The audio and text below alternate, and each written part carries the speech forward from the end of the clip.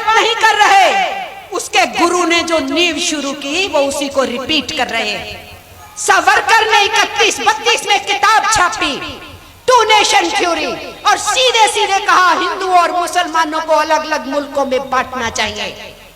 अंग्रेजों ने ये बाद में सोचा, लेकिन वो सोच किसने शुरू की?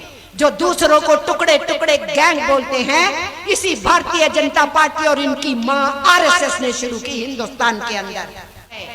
मैं कहना चाहती हूँ आरएसएस के लोगों को, कितनी किताबें बदल डालोगे, कितने इतिहास की किताबों को जलाओगे, कितने जगह के आर्काइव्स खत्म करोगे? दुनिया के अंदर इतिहास जगह जगह में पड़ा हुआ है जिसमें ये लिखा है। खुद अंग्रेजों की आर्काइव्स और लाइब्रेरीज को जाके आप जला नहीं सकते। वहां जाके देखो आपके हेड गुआर ने क्या बोला था, और अंग्रेज कितने प्रसन्न थे कि एक शक्ति पैदा हो रही है जो बांटो और राज करो की नीति में यकीन रखती है।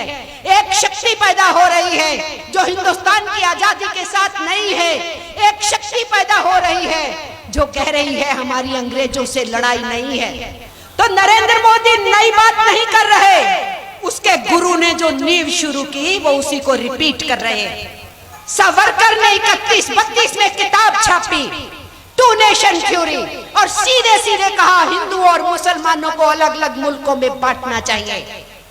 अंग्रेजों ने ये बाद में सोचा, लेकिन वो सोच किसने शुरू की? जो दूसरों को टुकड़े टुकड़े गैंग बोलते हैं, इसी भारतीय जनता पार्टी और इनकी मां आरएसएस ने शुरू की हिंदुस्तान के अंदर। और आजादी आंदोलन के अंदर नफरत फैलाई इन्होंने। जब देश का बंटवारा हो रहा था, दंगे फसादी में कोई कसर नहीं छोड़ी इन लोगों ने। और इसलिए आजाद हिंदुस्तान में जब गांधी जी की हत्या हुई, आरएसएस के ऊपर बैन लगा, प्रतिबंध लगा, तब ये बगलें झांकने लगे। मैं कहना चाहती हूं, अगर कोई शिक्षाविद तो यहां बैठे हैं, कोई उनका हमदर्द हो तो कृपा करके जाके इतिहास में चेक करें।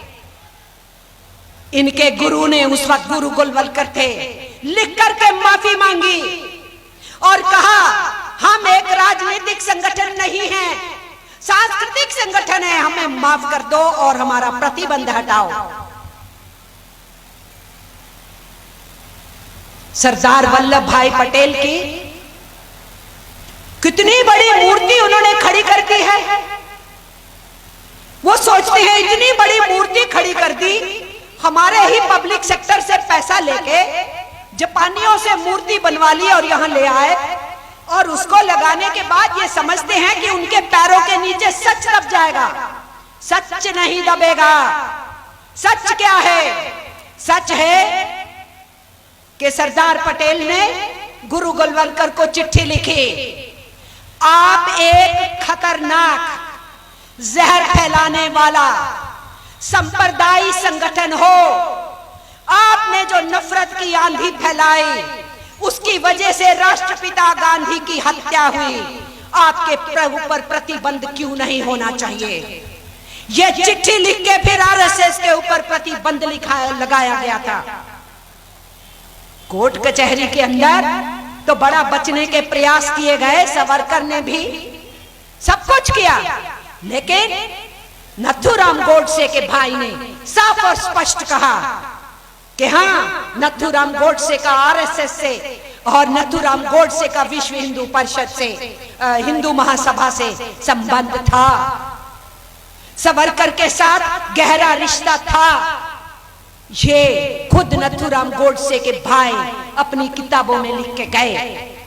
इसलिए हम आपसे कहना चाहते हैं, आरएसएस ने जब माफी मांगी, सरदार पटेल माफी देने को तैयार नहीं थे, वो होम मिनिस्टर थे। किसने कहा कि इनको माफ कर दो?